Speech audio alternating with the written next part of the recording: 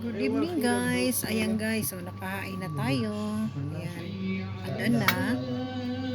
So ayan.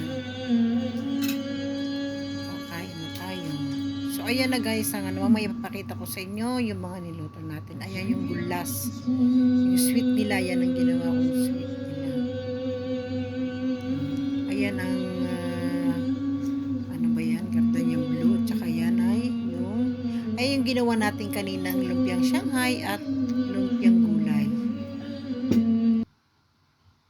Ayan guys, nag-grib ako ng pansit. So kaya nung naggawa ako ng lumpiang gulay, nagbukod ako guys ng gulay at tsaka ano, yung pinagsabawan ng ano, pinaggisahan. So ayan guys, oh.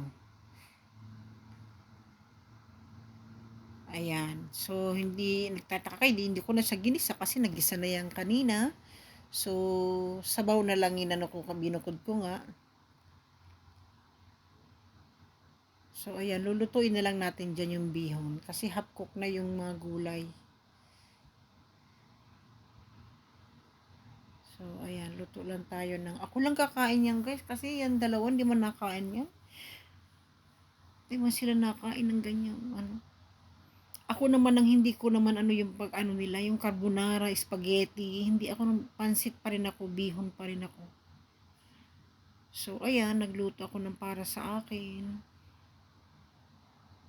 Carbonara sa kanila, yan sa akin.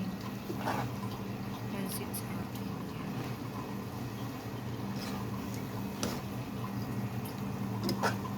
Niyayaya ko na ngayon isang pumunta ambasador guys kasi wala na tayong pang Filipino food natin. Tapos na.